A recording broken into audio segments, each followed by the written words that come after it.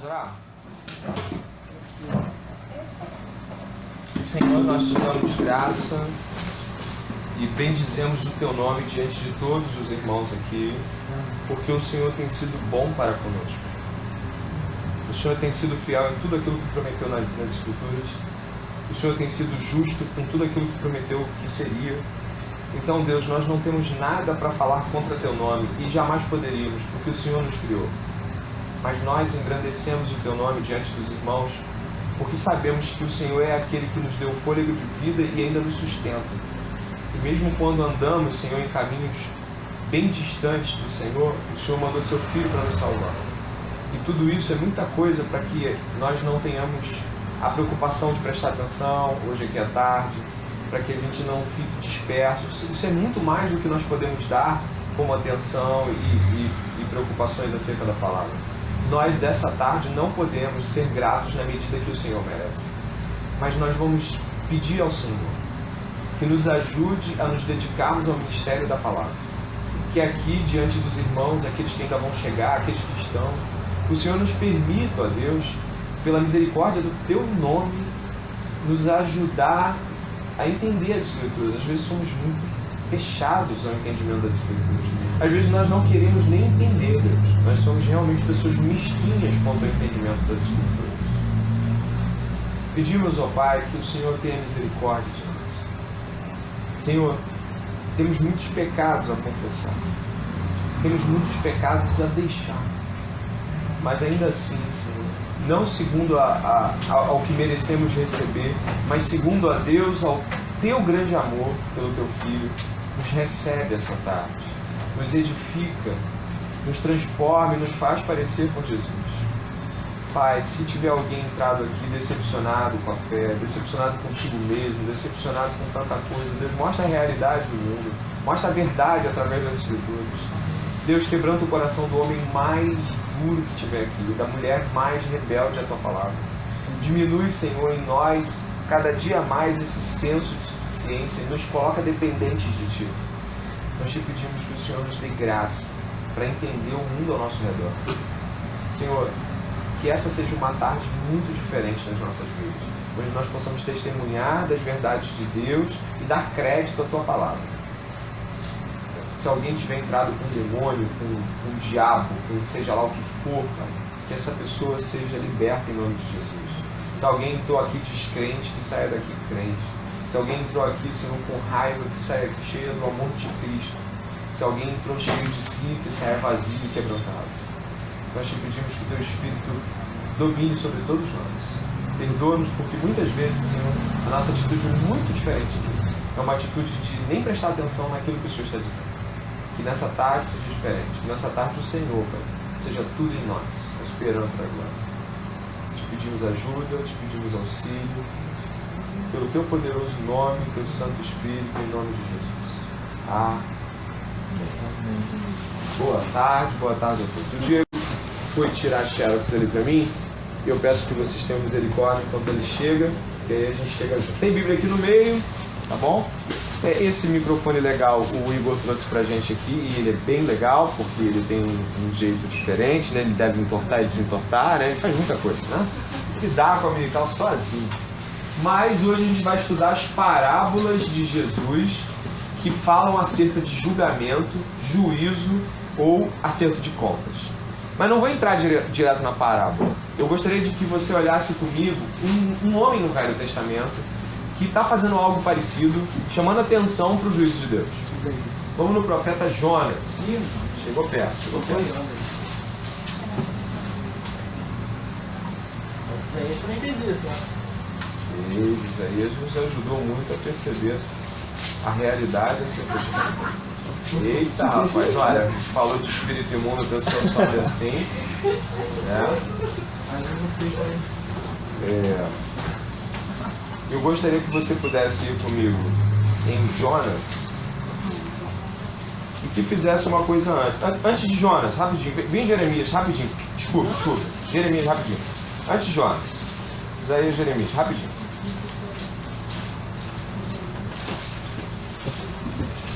Rapidinho, Jeremias 19. Rapidinho.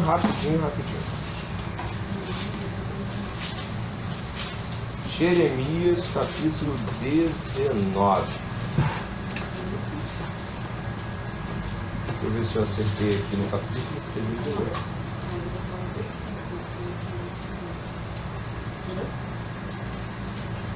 erro.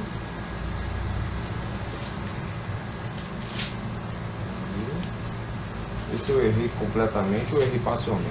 Tem que perguntar a Larissa, né? Porque a Larissa, ela foi copista do Jeremias, né?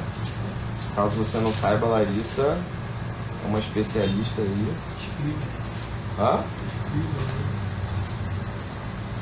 Deixa eu ver no meu celular aqui se eu acho o versículo exato que eu quero de Jeremias. Gente, peraí, Jeremias. Ah, isso mesmo. Obrigado, meu querido. Obrigado. Aí.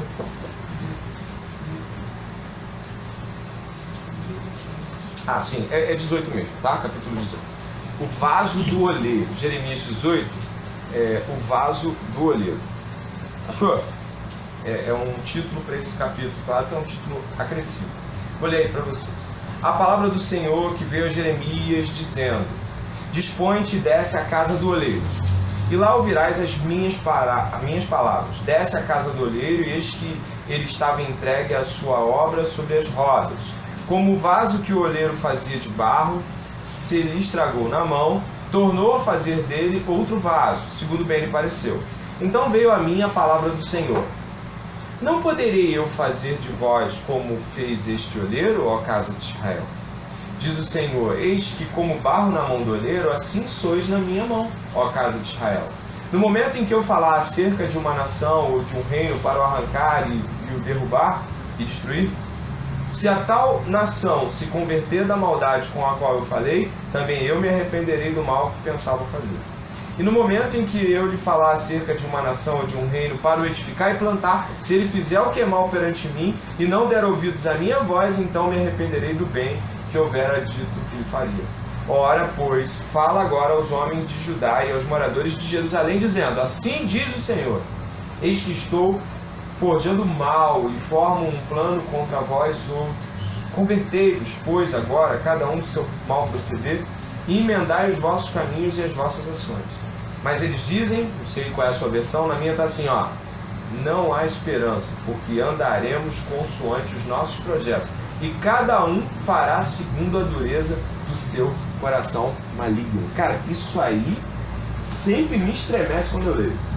Deus está falando o seguinte: ó, se eu falar que vou quebrar tudo, mas vocês retrocederem, eu deixo de fazer aquilo que eu disse que faria e recebo essa conversão.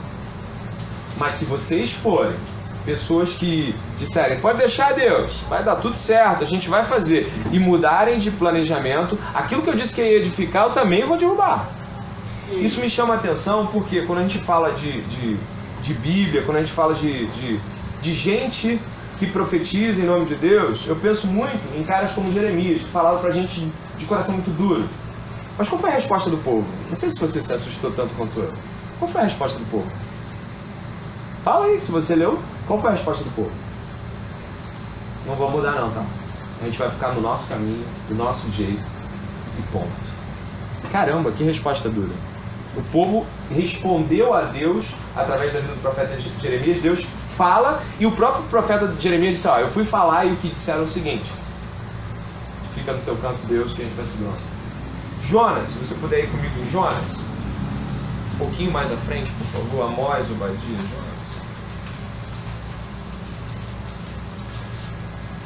Jonas, ele é um camarada icônico, né? É um profeta famosíssimo, porque ele é o profeta a que se atribui a ter sido engolido por um grande peixe.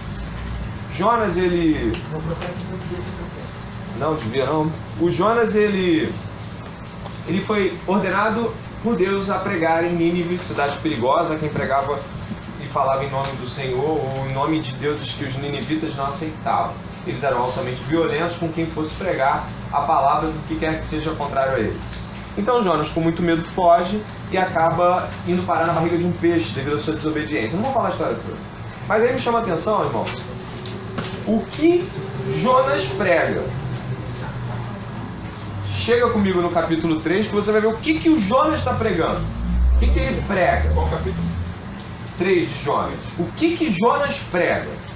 Jonas não prega um evangelho de boas novas, se é que possamos dizer evangelho. Jonas não prega que as coisas podem mudar. Jonas não diz que Deus dará uma chance. Irmãos, Jonas fala curto e reto assim. Veio a palavra do Senhor, segundo a voz de Jonas, dizendo, verso 2: Desponte, vai à grande cidade de Nínive e proclama contra ela a mensagem que eu digo.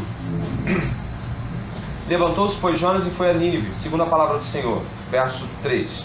Ora, Nínive era uma cidade muito importante diante de Deus e 3 dias para percorrê-la. Jonas começou a percorrer a cidade caminho de um dia e dizia, simples e diretamente, ainda 40 dias e Nínive será subvertida. Não podemos fazer nenhum acréscimo nas escrituras.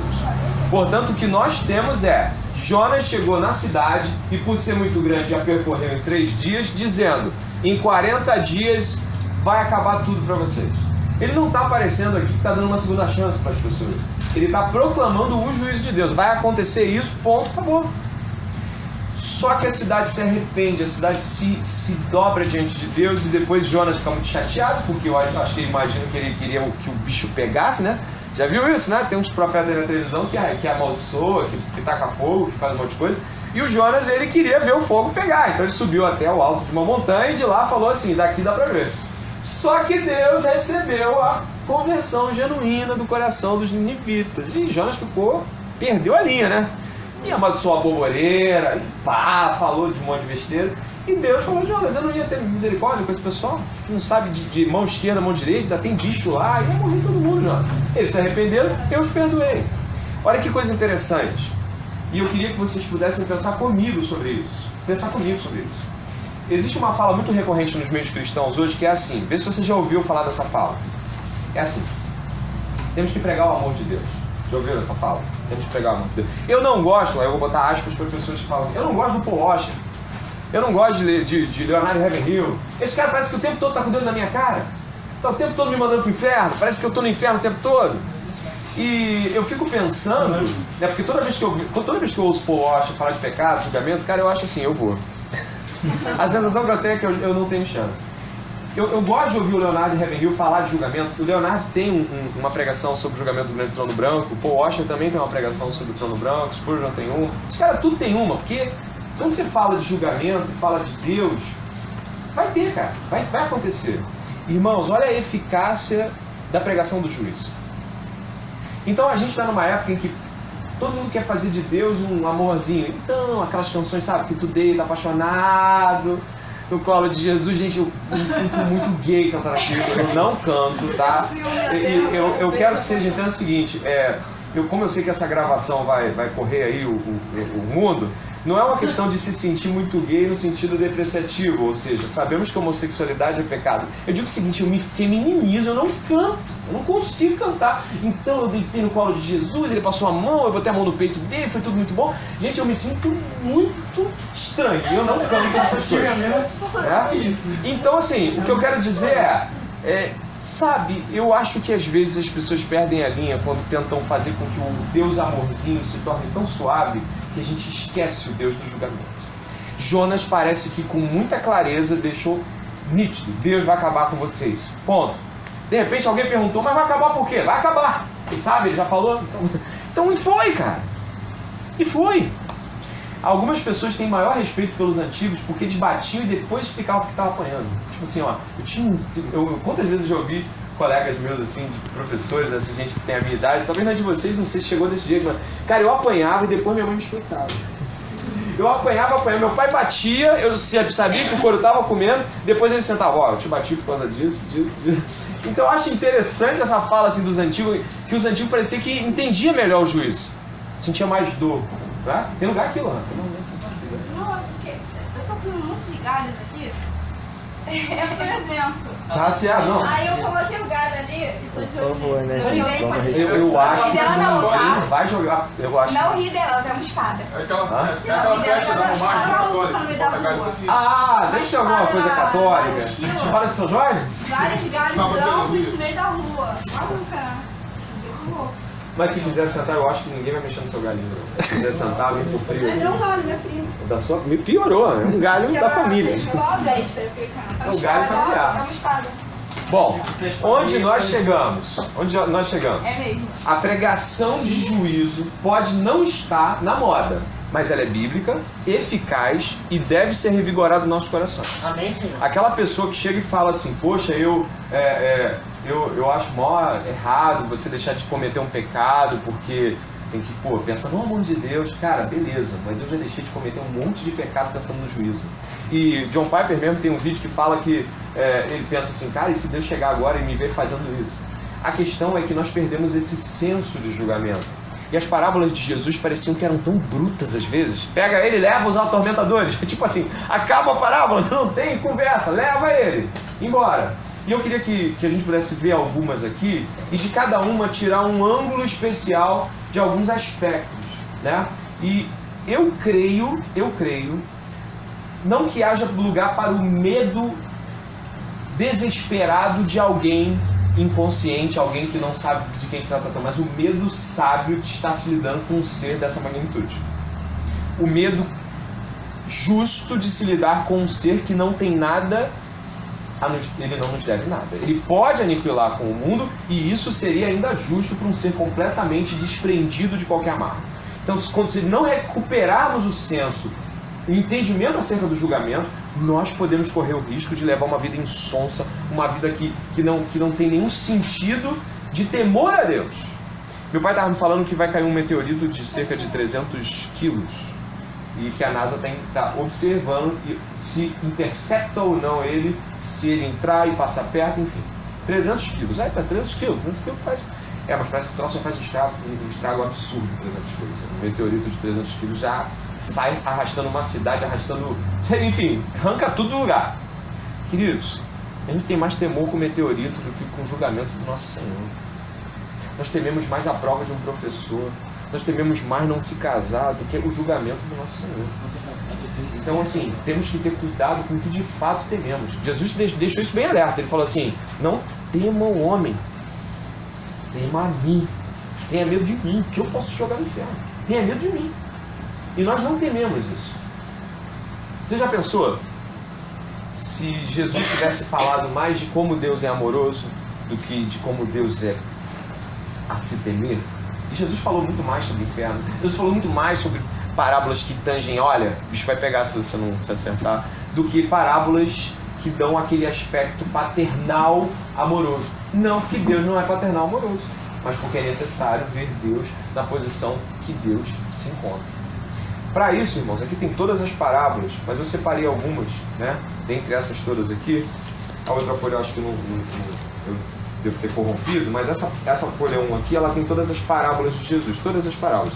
Eu acho assim, seria legal talvez você pegar ela e colar na sua Bíblia, na parte de trás, porque ela tem uma função didática legal, né? Você ter todas as parábolas de Jesus com mal ou bem o nome que te dá uma informação geral, tá?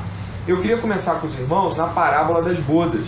A parábola das bodas, ela é muito conhecida, a referência aí em Mateus 22, 1 ao 14. A parábola das bodas. Eu não vou esgotar todas as parábolas, ou seja, eu não vou até o talo com cada uma, mas tentar buscar algo bem representativo de cada uma delas, tá bom? Então, Mateus, capítulo 22, do 1 ao 14. Qual é o objetivo, antes de mais nada, qual é o objetivo dessa dominical, desse encontro de estudo? É aguçar na nossa mente um entendimento que Paulo tinha com clareza. Todos estarão diante de Deus no seu julgamento, certo? E aguçar isso na nossa mente. Todos comparecerão perante o tribunal de Deus. Entender isso e entender que eu não estou pregando para ele ou para ela. Quando eu falo isso, eu falo, eu também estarei diante do tribunal de Deus. Você de volta. Eu preciso viver de acordo com a dignidade do Evangelho. 22, capítulo 22 de Mateus, do 1 ao 14. Essa parábola eu vou ler, as outras eu divido com vocês. De novo entrou Jesus a falar por parábolas, dizendo-lhes: o reino dos céus é semelhante a um rei que celebrou as bodas do seu filho. Então enviou seus servos a chamar os convidados para as bodas, mas estes não quiseram vir. Enviou ainda outros servos com esta ordem: dizer aos convidados: eis que já preparei o meu banquete, os meus bois e cevados já foram abatidos, e tudo está pronto, vinde para as bodas. Eles, porém, não se importaram e se foram, um para o seu campo, outro para o seu negócio, e os outros, agarrando os servos, os maltrataram e mataram. O rei ficou irado, e enviando as suas tropas, exterminou aqueles assassinos e lhes incendiou a cidade. Então disse aos seus servos: está pronta a festa, mas os convidados não eram dignos. E depois para as encruzilhadas dos caminhos, e convidai para as bodas o quanto encontrardes. E saindo aqueles servos pelas estradas, reuniram todos os que encontraram, maus e bons, repito, maus e bons, e a sala do banquete ficou repleta de convidados. Entrando, porém, o rei para ver os que estavam à mesa, notou ali um homem que não trazia veste nupcial e perguntou-lhe: amigo, como entraste aqui sem veste nupcial? E ele emudeceu. Então ordenou o rei os serventes: amarrai-o de pés e mãos e lançai-o para fora, nas trevas. Ali haverá choro e ranger de dentes, porque muitos são chamados, mas poucos escolhidos. Tem coisa aí muito importante. E eu acho que, se não vamos falar de todas, de algumas a gente não pode deixar passar. Primeiro, que quem prepara a boda e chama os convidados é Deus. Ninguém vai até o Senhor e pede para participar da boda. As pessoas são chamadas por Ele, convidadas por Ele. Então aqueles que vão estar diante de Deus um dia, comendo do banquete celestial, foram convocadas por Deus, e não se autoproclamaram, e nem se autoconverteram, e nem se autochamaram. Segundo, logo que os primeiros convidados se mostraram indignos, houve um juízo divino. Mas o juízo de Deus não foi suficientemente capaz de aplacar a bondade de Deus, no sentido de que eles se equilibraram. Deus emite um juízo aqui, que vocês podem ver do 5 ao 7. Então esse juízo não anula o banquete. O fato de que há convidados indignos não significa que não haverá convidados alguns. Significa que ao passo que uma geração, ou duas, ou muitas, negam o Evangelho e se afastam dele, ainda assim Deus dá a esperança de que outros entrem e comam diante de Deus. Porque o que Deus está querendo nos mostrar aqui é que o juízo de Deus está junto com a bondade deles, andam juntos. Talvez eu não sei se você já tinha observado esse ângulo nessa parábola, mas é interessante. Há juízo, mas a bondade continua sendo bondade, mesmo em meio ao juízo. Também um outro ponto aqui, dê uma olhada aqui que o rei, ele observa as vestes nupciais, e ele as observa de todas. Todas as pessoas serão observadas diante de Deus. Deus não tem um pacote no qual, não, todo mundo salvo ali, fica tranquilo, nem vou ver, você está comigo. Deus vai nos olhar individualmente, cada um. A dignidade das roupas vem da lavagem de roupa e das novas vestes em Cristo Jesus. Mas ele vai olhar para o Filipe, ele vai olhar para o Tamires, para o André, para a Isabela, ele vai olhar cada um. Todos compareceremos diante do tribunal de Deus individualmente. Nem pai salva, nem mãe salva, nem o pastor, nem a igreja que é melhor, a igreja que é mais herege. Nada disso é capaz de fato de fazer um peso naquele momento. As vestes nupciais. Tem mais um ponto aqui para ressaltar. Verso 12, isso é bem fácil. Ele emudeceu. Quando o convidado, na verdade, quando o penetra, se assim podemos dizer, né? Ele, Deus fala: tu vem fazer aqui, ó. Tu não é daqui. Cadê tua roupa? O emudeceu não haverá argumentos para debater com Deus. Não haverá argumentos para mostrar para Deus dizendo: mas eu mereço estar aqui. Mas eu entrei com eles. Eu conheci, eu entrei na igreja, eu orei, eu dei dízimo, eu fiz. Não tem o que fazer. Diante de Deus, Deus fala. E o homem só ouve. Isso me estremece. Sabe por quê? Porque muitos de nós podemos achar que de alguma forma somos mais crentes do que outros por coisas que fazemos, por atitudes que tomamos. Não, eu aceitei Jesus, é uma frase incabível, mas as pessoas usam: eu aceitei Jesus. Não, eu estou firme na igreja há 20 e tantos anos. E para Deus a veste, ou seja, ser lavado e remido no sangue do Cordeiro, é de fato o que é feito. A obra é crer no Filho de Deus. A obra não é, de fato, você fazer alguma coisa. Você faz porque está nele. Então, irmãos, eu aqui fecho, a gente vai só um pouquinho em cada uma, né? Eu acho que vai ser interessante você pegar um pouquinho de cada uma. Então, primeiro ponto. Deus age com juízo e age com extensão de bondade e de acordo com como ele vê e analisa o coração do homem, ele vai fazer juízo e vai praticar misericórdia da forma livre como ele quiser. Mas é importante ressaltar, é Deus quem o faz. O homem não tem dignidade a oferecer. O indigno aqui da parábola não tinha o que dizer diante de Deus. Eu não sei se é a idade, pode ser que seja, né? Se eu fazer a barba, vi mais cabelo branco aqui no meu. Deus do céu, o que será de mim? Tem uma barriguinha aqui crescendo, ela não estava lá há 3 meses atrás. Eu acho que eu estou ficando velho. Então, como o Russell Shedd falou um pouquinho antes de morrer, ele falou algo que eu ainda talvez vá dizer se der tempo, que é: eu me sinto desmamando do mundo. Eu estava com câncer, eu me sinto como desmamando do mundo. Sabe? Aquela coisa de saiu do alimento do mundo, mas não no sentido carnal, mas no sentido assim, cara, eu tô indo. Creio que aquilo que o Russell Shedd fala numa entrevista que você pode conferir no YouTube seja algo que eu deveria com você ficar pensando aqui hoje. Caramba, será que eu tenho essa consciência de finitude? Será que eu tenho essa consciência que eu posso estar aqui na Dominical hoje, posso não estar amanhã, eu posso não estar na próxima curva? Eu fiquei pensativo quanto a isso. E o senso de julgamento nos deixa um pouco mais sensibilizados quanto à nossa finitude. A gente fica um pouco mais quebrado, assim, cara, não, se for da vontade de Deus eu faço faculdade, se for da vontade de Deus eu caso, sabe, a gente já começa a pensar assim, cara, eu não tenho esse controle todo que eu achei que eu tinha, não tenho, é tudo muito frágil, tudo muito... Eu tô vendo uma série que ela me indicou sobre a Rainha Elizabeth, né, e é The Crown, né, The Crown, e eu vi com a Dani o capítulo 1, na verdade eu vi o capítulo 1 e chamei a Dani para ver de novo ontem comigo. E me chamou a atenção muitíssimo o senso que o rei George tem quando o médico diz declaradamente para ele: não, doutor, não, senhor, o senhor tem câncer, o senhor tem câncer. E ele te perdeu um pulmão e ficou só com um, e ele falou, ele não estava entendendo porque sangrava, ele tá, enfim, você tem câncer. E aí caiu o maior fichão assim na cara do rei George, assim, né, o pai da Elizabeth. Tu vê ele travando, né? Vou morrer. Se a galera que está em dia com a saúde, ou minimamente, não tem tido essa ficha caindo. Mas essa ficha deveria cair. No mesmo episódio, o ator que interpreta o Winston Churchill fala assim, todos estamos morrendo. Falando numa mesa, né? A esposa dele, o rei está morrendo? E ele responde, todos estamos morrendo. É a tônica de se estar vivo. Todos estamos morrendo. Todos aqui estamos caminhando para o tribunal do Senhor. Todos.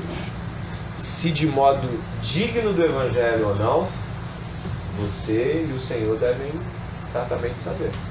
Eu sei que hoje eu tenho mais medo e temor a Deus por aquilo que Deus é, talvez por não ter a tua idade. E talvez daqui a 20 anos, se eu ainda estiver nessa terra e o Senhor não tiver voltado, eu tenha ainda mais medo de temor a Deus, não medo de estar com o Senhor, mas o medo de, cara, é muita indignidade para tanta dignidade. É muito distante. Tá entendendo, irmãos? Precisamos recuperar o senso de indignidade diante de um Deus todo digno. Só quando isso acontece a gente se quebranta diante dos irmãos. É muito difícil você pedir que alguém se quebrante. Eu peço perdão a você peça perdão para mim, enquanto a gente não tem esse senso de quem é o maior. Não é eu nem ele, o maior é ele. E ele nos quebra, porque, cara, se eu reter perdão do meu irmão, o que significa? Jesus fala: os pecados não serão perdoados. Aquele que não perdoar, ou seja, Pai nosso que está no céu, perdoa as nossas dívidas, assim como temos perdoado aqueles que nos devem. Existe um fluxo de perdão nisso. Então, irmãos, depois a gente abre para comentários. Se alguém quiser pode fazer um com relação à parábola, mas reflita aí se a questão da consciência de julgamento tem caído sobre a vida do irmão, ou se não. Tá? Gostaria de ir em outro aqui, ó. Tá aí também na sua folhinha, você pode olhar comigo de uma maneira bem enfática. Casa vazia, coisas novas, as 10 virgens, Mateus capítulo 25 do 1 ao 3. Mateus capítulo 25 do 1 ao 3. Eu acho que o trabalho de parábolas de Jesus no livro de Mateus, no livro de Lucas é brilhante. Lucas então eu acho fantástico também. Mateus, excelentes as parábolas que Jesus faz. A parábola ela traz a ideia da realidade por meio de uma história que não é essas histórias assim, invencionistas, assim, tipo, então a árvore falou ao morcego, morcego, por que você está dormindo no meu ombro? Não é nada disso. Então, Jesus não conta historinha para deixar a gente assim, né? Jesus não faz fábulas. Ele cria personagens reais dentro de uma realidade que ele assegura está transportando você para o reino. Mateus capítulo 25, verso 1. Diz assim, Mateus capítulo 25, verso 1. Quem pode ler aí? 25, do 1 ao 5 pelo menos. Então, Opa! Pode ler aí, quem for ler, pode ler. Desliga você. O reino dos céus será semelhante às 10 virgens que, tomando as suas lâmpadas, saíram a encontrar-se com o noivo. 5 dentre elas eram nécias e 5 prudentes. As nécias, ao tomarem as suas lâmpadas, não levaram azeite consigo. No entanto, as prudentes, além das lâmpadas, levaram azeite nas vasilhas. E tardando o noivo, foram todas tomadas de sono e adormeceram. Uma pequena pausa para observar que a questão de que há um adormecimento por parte das noivas, isso é muito interessante. Não são 5 que adormecem, são 10. Então existe aí uma ideia, se a gente está falando da noiva no sentido igreja, né, como igreja, de que a igreja passa por um adormecimento e quer seja a igreja mais fervorosa ou não, em dado tempo ela pode, ou segundo a palavra do Senhor, ao que parece, ela vai adormecer, ela vai se tornar desapercebida, ou haverá um tempo maior de espera do que ela imaginava. Então ela não se toca e dá uma dormida, ela se desapercebe. Mas aí o que acontece aí? Continua verso 6, alguém. Mas à meia-noite ouviu-se um grito: eis o noivo, sai-lhe ao encontro. Então todas as virgens se levantaram e prepararam as suas lâmpadas. E as insensatas disseram às prudentes: dai-nos do vosso azeite, porque as nossas lâmpadas estão apagando. Mas as prudentes responderam: não, pois de certo não chegaria para nós e para vós. Ide antes aos que vendem e comprai para vós. E tendo elas ido comprá-lo, chegou o noivo, e as que estavam preparadas entraram com ele para as bodas, e fechou-se a porta. Depois vieram também as outras virgens, e disseram: Senhor, Senhor, abre-nos a porta. Ele, porém, respondeu: em verdade vos digo, não vos conheço. Vigiai, pois, porque não sabeis o dia nem a hora em que o Filho do Homem é aqui. Existe um movimento corrente de seitas heréticas que apontam para fim do mundo, né? Vocês já viram que os testemunhos de Jeová já tentaram umas 3, 4 vezes, né? Eu acho que os adventistas umas 2 vezes também, pelo menos, tentaram apontar o fim do mundo. Fora as outras seitas aí que tem, que estão sempre tentando saber. Aí teve o José Luiz Miranda, que ele falou que ele ia se transformar em luz. Não teve um negócio assim? O Jesus Cristo Homem? Jim Jones, década de 70. Então assim, cara, Henrique Cristo, né? Que é o Senhor do Planalto Central. Tem filme também. Então, irmão, assim, tá todo mundo querendo acertar no bolão quando Jesus volta. Queridos, não vai dar para saber o dia e a hora. Os tempos ele até fala, vai estar mais ou menos assim. Coisa vai estar nesse nível. Mas não vem dizer que Deus te falou o dia num sonho, porque tem de criança que sonha com a volta de Jesus. Misericórdia, hein? Se ela fosse criança, não é adulto. Pior é quando adulto sonha, né? Mas pior é você ter a Bíblia dizendo que não dá para saber e alguém diz que dá para saber. Aí, vou nem entrar nisso aí, né? Mas aí, onde a gente chegou? Elas todas dormiram. Tinha 5 que eram prudentes. Tem algumas versões que o irmão e a irmã pode até fazer um sinal que não fala nem nécia, fala louca. A minha. Tá aí? Louca. Louca mesmo, chama ela de maluca. Que essa virgem sem azeite. E aí, numa figura de linguagem simples, o azeite, a presença do Espírito, a verdadeira existência de Deus no ser humano, ou seja, Deus enquanto presença naquela pessoa, naquela relação mútua que a gente tem com Deus, que a gente sabe quando o Espírito Santo testifica no nosso coração. Elas foram alertadas de que o noivo viria. Interessante, elas foram, dá uma olhada. Acho que é o verso 6, né? E à meia-noite ouviu-se um grito. Eis o noivo.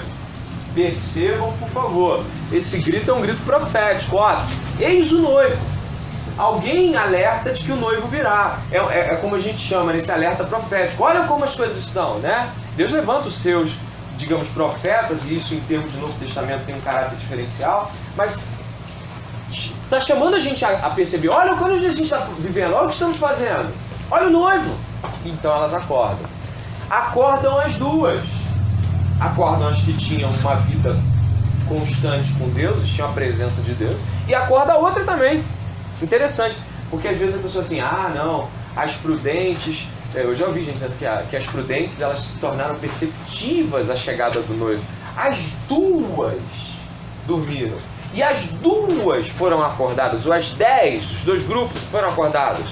A diferença é o que tinha lá dentro. Não vai entrar noiva que só se parece com noiva.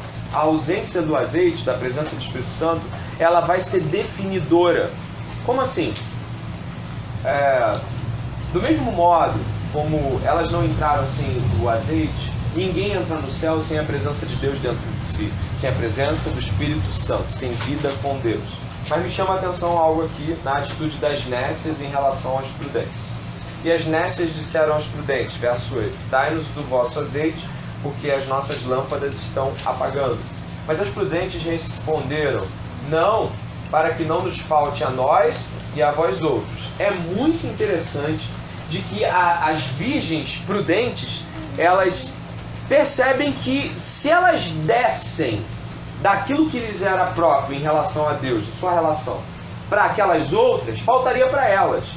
Eu diria aqui que é uma negociação, é quase uma troca, é quase um escamo. Me dá um pouco para me subir também. Não vai ter isso. Você pode estar colado com a pessoa mais crente do mundo, mas se você não for de Deus, você não sobe. Você pode estar... É como se a Nessie tivesse tido fé para outra pessoa, só que ninguém pode dar fé para outra. Não tem como. Você não transporta a presença de Deus. E isso é muito complicado, irmãos. Por quê? Desde pessoas que falam que se botar a mão, vai e você passa o Espírito Santo, como nos tempos apostólicos, você tinha situações como Paulo orando, o Espírito Santo vindo sobre aquelas pessoas. Tem que ter muito cuidado, porque tem gente que passa o Espírito Santo de um para o outro. Eu acho isso muito estranho. Eu acho assim, cabível você orar quando alguém está assumindo um cargo, quando alguém está, Senhor, abençoe com aquilo que o Senhor tem me dado, no sentido assim, simbólico de você dizer, Deus, vai com ele, vai com ela, como o Senhor tem sido comigo. Agora esse negócio assim de gente, como ele falou, né, passar fé, gente tem unção de tudo, unção do anjo, unção do chupacabra. Eu já vi gente passando todo tipo de coisa, unção apostólica, aí tem matriarca, patriarca, porque todo mundo está passando um negócio que diz que pode passar. E não pode. Tu não pode passar Deus para alguém. Não dá. Ou tem vida com Deus, ou não tem. Não existe o quase crente. Não existe aquele camarada assim, pô, é tão bonzinho. Eu tinha um amigo no terceiro ano, o nome dele era Fábio, mas ele era um Cristo, aquele rapaz. Ele era um doce, sabe? Ajudava todo mundo, comprava. Ele era bondoso de um jeito assustador. Assustador. Ateu. Mas ele tinha um traço de... ele tirava dele para fazer para você. E eu ficava assim... esse cara deve ser mais crente que eu. Se bem que hoje eu percebo que eu não havia me convertido com 18 anos. Mas eu percebia que isso nos engana muito, sabe? A bondade de alguém pode nos enganar, fazer... Bondade eu digo assim, uma ação humana positiva, correto? Isso nos engana, cara. Isso nos engana. Eu acho que a gente mesmo deve se enganar muito entre nós, né? Deve ter um ranking entre você e eu, você e você. A gente deve se olhar e falar assim, ó... Aqui, né? Se eu fizesse um ranking de crentes na Comunicar, ó... Fulano... Aqui, ó, esse aqui só fica flutuando, esse aqui não anda no chão há muito tempo. Olha essa daqui. Essa daqui, quando ora, o ar-condicionado para. Aí tu vai olhando assim, deve ter um ranking de gente. Não, de boa, de boa. Vai dizer quem nunca olhou para os lados em suas congregações, suas relações de cristianismo com outros, e nunca falou assim, cara, esse fulano é mais espiritual do que esse. Todo mundo já fez isso. Eu não. Todo mundo. Quem não fez? Você nunca fez? Mas vai fazer. Eu te garanto que um dia você vai chegar nesse nível de você falar assim, eu acho que aquela pessoa é mais espiritual que eu. Te garanto. Porque é normal, é comum a raça humana, esses cálculos e comparações, é normal. Não se espera que faz isso. Mas vai fazer um dia, te garanto. Aí você vai voltar para o Americal para dar esse testemunho. Mas você e eu, quando fazemos isso, testificamos claramente de que nós temos essa mesma visão que Samuel teve, e Deus não olha como o homem vê. Deus olha lá dentro. E quando a porta fecha, irmãos, ela abre de novo? Não. Ela fecha, acabou. E é um fechar, cara. Você viu a resposta do noivo? O noivo não falou assim, tô andando na minha igreja, mas... O noivo não fala assim, ó, faltou um pouco de azeite. A resposta do noivo é um cala a boca, tipo, ô noivo, cadê? Em verdade vos digo, não vos falo. É tipo, ó, você nunca andou comigo, não sei nem quem você é. E André, parece muito com a conclusão de Jesus no Sermão do Monte, lá em Mateus 7. Senhor, Senhor, expedimos demônios, fizemos isso aqui, ele disse, apartai-vos de mim, para ti a iniquidade, eu nunca os conheci. Diego, eu fico pensando nisso quando eu lembro de nomes tão significativos que andaram com Paulo por tanto tempo quanto o Demas, por exemplo. Pô, cara, talvez todo mundo, Alexandre Latoeiro, não, Alexandre Latoeiro? Não, o Latoeiro andou com ele? Eu não sei se o Latoeiro era um cara problemático, acho que não andou com ele. Andou com ele? Não lembro, confesso que não lembro. Mas o Demas eu acho que é uma figura que a gente lembra, né? Que o Demas está lá nas cartas, daqui a pouco não está mais, ó, e o Demas foi pro mundo, foi viver mundo. Então eu fico pensando, irmãos, quantos de nós já fomos viver certas realidades mundanas e Deus teve misericórdia com a nossa vida, como sempre tem, mas e pessoas que você viu sentada aqui? Não voltaram mais. Entendeu? Mais ou menos assim, adormeceu e continuou dormindo. Perguntei. Hã? Tomara que volte sempre. Essa criança está muito nessa parábola também, ele faz um paralelo em relação à segunda ressurreição, quando os justos e os injustos vão ressuscitar, vão estar perante. Você coloca as duas atuadas aqui. Até usa até o termo dormir para a morte. Né? Não, pode ser uma boa percepção. É um bom paralelo entre isso.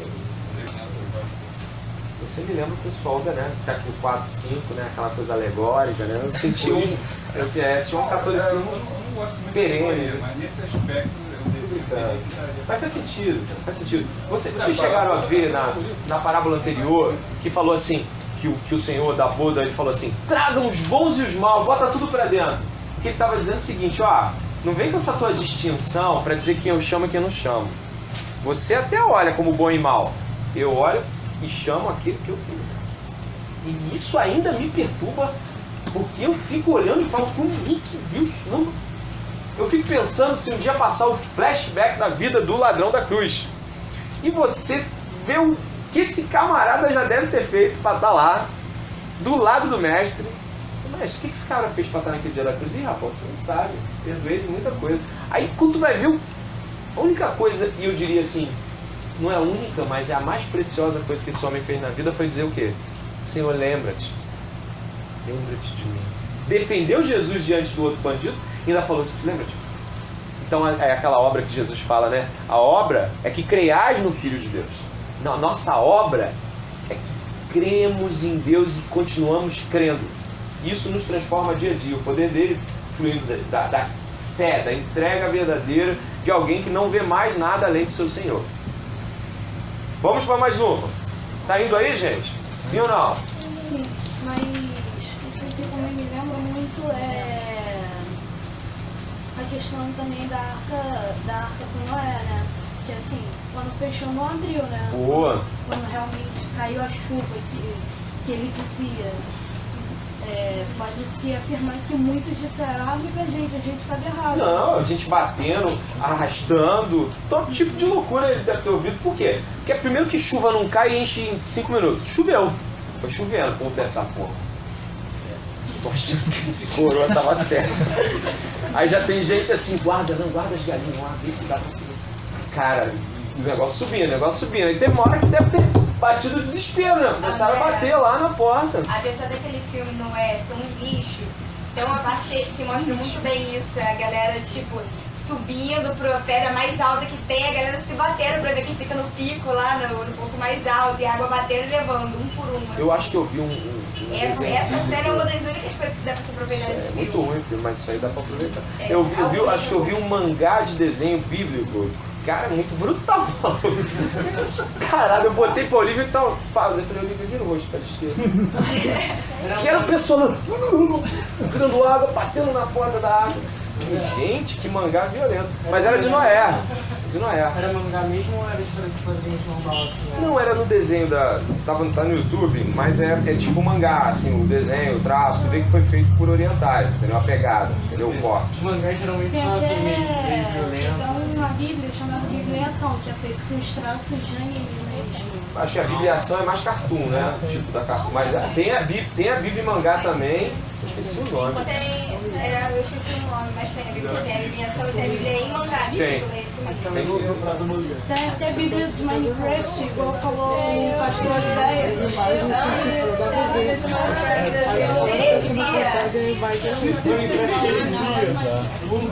Bom, pois é. Eu gostaria de só dar uma pincelada no credor incompassivo, Mateus 18.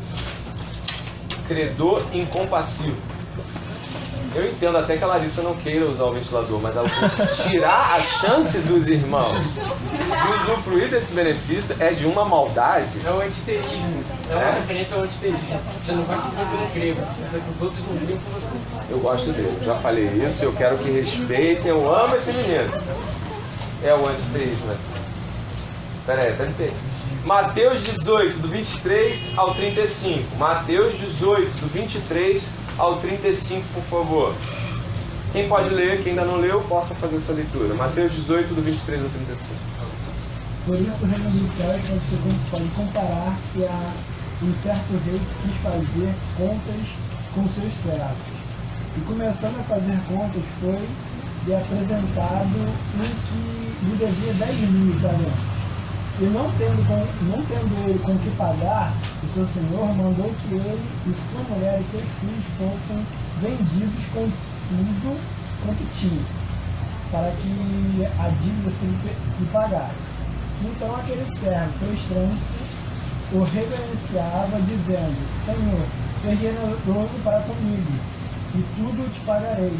Então o senhor daquele servo, movido de íntima compaixão, soltou e perdoou-lhe a dívida. Saindo, porém, aquele servo encontrou um dos seus conservos que lhe devia em dinheiros lhe devia 100 dinheiros, e lançando a mão dele, sufocava-o, dizendo: paga-me o que me deves. Então seu companheiro, prostrando-se a seus pés, rogava-lhe, dizendo: seja generoso para comigo, e tudo te pagarei. Ele, porém, não quis antes, foi encerrá-lo na prisão, até que pagasse a dívida. Vendo, pois, os seus conservos o que acontecia, entristaram-se muito e foram declarar ao seu senhor tudo o que passava. Então seu senhor, chamando a sua presença, disse: servo malvado, perdoei-te toda aquela dívida, porque me suplicaste. Não deves tu igualmente ter compaixão do teu companheiro, como eu também tive misericórdia de ti? E indignado, o seu senhor entregou-os aos atormentadores, até que pagasse tudo que devia. Assim vos fará também meu Pai Celestial, se de coração não perdoardes cada um seu irmão as suas ofensas. A parábola do credor incompassivo, ela pode ter uma iniciativa imediata de, assim, Deus observar se o nosso perdão é de fato de coração e se nós estamos perdoando as pessoas de tal forma como fomos perdoados por Ele, no sentido de plano, não morte. Mas no sentido futuro, a expectativa que eu e você devemos ter acerca de julgamento é de que serão salvos por Cristo, em Cristo, pessoas, não pelos méritos de ter perdoado ou não alguém, mas pelos méritos de Cristo ter nos perdoado, Cristo ter imputado sua justiça em nós. Porém, não é condizente com a vida cristã um comportamento no qual eu sou perdoado pelo Senhor de coisas absurdas como o assassinato do Filho de Deus, traição, alta traição em relação à realeza do céu, dizendo nosso Senhor, ingratidão total quanto ao dom da vida e tudo aquilo que Deus nos dá. Então, assim, adultério espiritual no sentido de Deus nos dar coisas e nós usamos para os nossos próprios deleites. Então, não faz muito sentido eu e você nos dizermos cristãos e não perdoarmos as pessoas com a mesma medida ou superior medida, não superior, mas a mesma medida, pelo menos eu diria, que Jesus nos perdoa. Não faz sentido um comportamento cristão no qual eu, ofendido por ela, me comporto de maneira mais justa, ou seja, sou mais justo em cima dela, do que como o Senhor praticou em mim perdão e justiça. Ou seja, Deus olhou para mim, eu pedi perdão, Ele não me tratou segundo a minha iniquidade, mas Ele tratou segundo os méritos de Cristo. Por isso, eu acho que nós devemos refletir quanto a se de fato somos perdoando as pessoas. Porque isso é um indicativo, isso é um indício de uma vida cristã saudável e vívida. Se eu falo contigo assim, irmão, perdoa, irmã, perdoa. Ah, não, comigo é mais difícil. Comigo é assim. Então tem algum erro de leitura. Tem alguém que não está olhando para Cristo e que pode vir sim a questionar a sua salvação. Pode vir. Só porque quando a gente questiona a salvação, às vezes a pessoa fala assim, cara, o tempo todo eu tenho que ficar botando minha salvação em xeque. Não. O que eu quero dizer é que o comportamento esperado de um cristão é que ele perdoe as pessoas porque Cristo o perdoou. Quando você tem um erro nessa área, é uma coisa. Mas quando a tua vida é uma vida de não perdão, sim, cara, eu acho que tu devia refletir. Paulo às vezes faz isso. Ele fala, em Efésios ele faz isso 2 ou 3 vezes, se é que estás na fé. Então isso não é Paulo tá falando assim, ele não está jogando sarcasmo, entendeu? É o capítulo 2. 2 Coríntios. Mas em Efésios também tem 1 ou 2 afirmações desse tipo, se me falha a memória. Não tem não? Tá lembrando? Não, acho que tem sim, porque eu estudei Efésios com algumas pessoas assim. Mas ficamos aí com a palavra de Paulo, mesmo que não seja Efésios, seguramos aí a questão de Coríntios.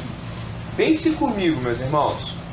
Se você não perdoa, como é que você espera chegar no tribunal de Cristo? Com que justiça você espera chegar? Não sei se você dá a palavra logo. O que acontece antes de não perdoar uma pessoa, é entender que o mundo todo foi regido sobre o perdão. Porque antes de Deus falar, haja luz, ele disse, haja perdão, o Deus foi morto antes da fundação do mundo. O perdão é algo muito mais grandioso do que a gente considera como, você fez uma ofensa para mim, que eu te perdoei.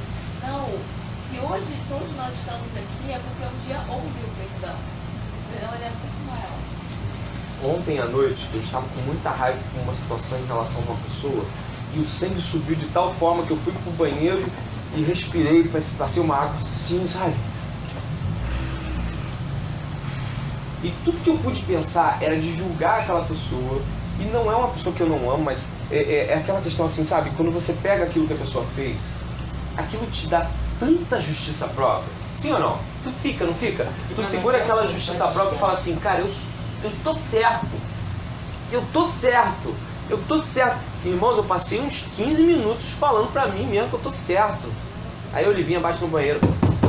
Pai! Brincar de pole. E eu assim.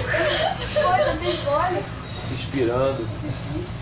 Existe. Ela ganhou um saco de pole de uma prima. Aí o que aconteceu, só na família Calmel, pra parar pra falar de pole, que a gente faz isso. É a primeira vez que você vem aqui? Aqui pode, tá? Aqui pode. Então, mas você não brinca de pole não, né? Fiquei preocupado, só um momento. Aí o que aconteceu? O que aconteceu? Tá gravando só o áudio, ninguém viu tua cara. Olha o que aconteceu. Falando mesmo? O que aconteceu? Eu fiquei um tempo mastigando minha justiça e de repente assim, o Espírito Santo vem com aquela luz dele e fala, tu deve ser muito digno. Porque para você estar 15 minutos se achando tão superior a esta pessoa, por este fato, tu deve ser muito bom, André. Claro, eu estou jogando para você de uma maneira um pouco sarcástica, mas a certeza do Espírito Santo falando com o íntimo de um ser humano é às vezes a coisa mais atormentadora que você pode ter do seu lado quando ele está falando que você está errado e ele está certo. E naquele momento eu respirei, desci, pensei, sabe, aquela coisa assim, tipo, eu não posso continuar mastigando isso, eu não posso continuar, eu não sou justo ao ponto de dizer que a minha justiça se sobrepõe a esta pessoa que eu estou pensando, não posso, sabe, aquela coisa de para e pensa, deixa o sentimento de lado, olha o que tu está fazendo, e foi baixando a bola, porque senão a gente pega e estrangula outra pessoa, que nem o credor incompassível. A gente é perdoado ali na esquina e está sufocando o outro aqui. A gente é perdoado em casa, na faculdade, está sufocando. A gente Deus vai lá e nos dá uma palavra forte de perdão na igreja. Aí segunda-feira a gente está na faculdade sufocando gente, a gente está no trabalho de sufocando gente, a gente está aqui se sufocando. E eu creio que quando Deus vier fazer o seu acerto de contas e colocar diante de nós a nossa vida, eu creio que muita gente vai se surpreender ao ter uma vida longe de Deus, mas altamente religiosa e coberta de não perdãos não ofertados a pessoas. Por isso a gente tem que abandonar a prática do não perdão e também do perdão tardio, porque o perdão tardio ele tem um problema. Como ele demora a chegar, você demora a ofertá-lo, esse período todo é de cultivo de quê? De julgamento, cultivo de ódio, de raiva, de palavras erradas contra aquela pessoa. Então quando a gente está falando de perdão, a gente faz logo o negócio que tem que fazer. Vai lá, beija, abraça, olha, eu tô com muita raiva, vem cá, deixa eu liberar um pouquinho se você, te dando um abraço, que eu tô com muita raiva de você, né? Olha a Thalita com raiva de mim, é assim que fica. Mas aí, ó, você tem que jogar isso pra fora. Se você segurar, quem já ficou um mês aí pra perdoar alguém? É ou não é horrível? Tu pensou em estrangulamento, morte, assassinato, homicídio, quartejamento, pensou em tudo, rapaz. Não é? Ele ri desse negócio, mas não é pra rir não. Olha, deixa eu te falar, o negócio é bravo, velho. Porque o dia que o senhor chegar e fizer acerto de conta, meu Deus. O Dr. Russell Shedd fala numa pregação dele acerca disso, numa introdução numa pregação dele, ele fala sobre como ele treme diante do acerto de conta, de Deus mostrando tudo, a bagaça toda. Sabe, já tô com aquela cara de vergonha. Depois tu pensa, pô, cara, eu acho que a gente vai ficar assim, eu fiz isso? Eu nem lembrava, mas eu acho que Deus vai dar uma ativada, né? Vai botar um burst lá, um negócio, memória super. Tu vai lembrar de tudo, parada de 7 anos, 8 anos de idade, 9 anos de idade. Ih, parada de tipo arrancar bala um do outro, mas meu Deus, Cara, tem coisa que eu tô olhando tão ruim que me traumatizou até hoje, né? Até hoje. Libera, irmão. E aí, vamos lá. Libera que vai. Gostaria de ir com o irmão e a irmã em Lucas, Evangelho de São Lucas, capítulo 13, do verso 6 a 9. Evangelho de Lucas, a figueira estéril, está aí na sua recomendação bíblica aí na folha. Evangelho de Lucas, capítulo 13, do 6 a 9. Lucas 13, do 6 a 9. Quem achou, por gentileza, poderia ler do 13, 6 a 9. E dizia essa parábola: um certo homem tinha uma figueira plantada na sua vinha, e foi procurar nela fruto. Não o achando, e disse ao vinhateiro: eis que há 3 anos venho procurar fruto nesta figueira, e não o acho. Corta, porque ocupa ainda a terra inutilmente. E respondendo-lhe ele, disse-lhe: Senhor, deixa este ano até que eu a escave e a esterque. E se der fruto, ficará, e se não, depois a mandarás cortar. Eita, Jeová. O que a gente vê aqui? Uma alegoria ou uma figura de linguagem utilizando agricultura, e a gente pode pensar em Israel como aquela figueira plantada na vinha de Deus em Jerusalém. A gente pode pensar no ministério de Jesus durando 3 anos e que Jesus mais enfaticamente fala sobre juízo no último ano. A gente pode pensar nisso em termos de Jesus falando aos judeus o seguinte: ó, eu estou há 3 anos andando aqui, o pai já mandou cortar, eu estou segurando a onda e eu vou dar mais esse ano. Vou dar um adubo, eu vou dar a palavra, eu vou trazer um enxerto, mas se não der fruto, será cortada. Podemos pensar em termos de Israel e devemos, porque a figueira é um símbolo judeu que é... Vê se tem folhinha para Amanda. Deve ter. A figueira... Tem mais espaço aqui, tá, gente? Tem lugares aqui que não estão assim tão distantes de poder ser usados, não. Eu tô aqui, ó. Eu e o microfone do Silvio Santos aqui, ó. Gente, o microfone do Silvio Santos foi o Igor que trouxe. Bênção de Deus. Ele fica em casa assim, ele amarra e fica dançando em casa. Vamos lá, roubaça a hora. Pois é. Nós recebemos outras bênçãos. Eu tenho que falar disso antes de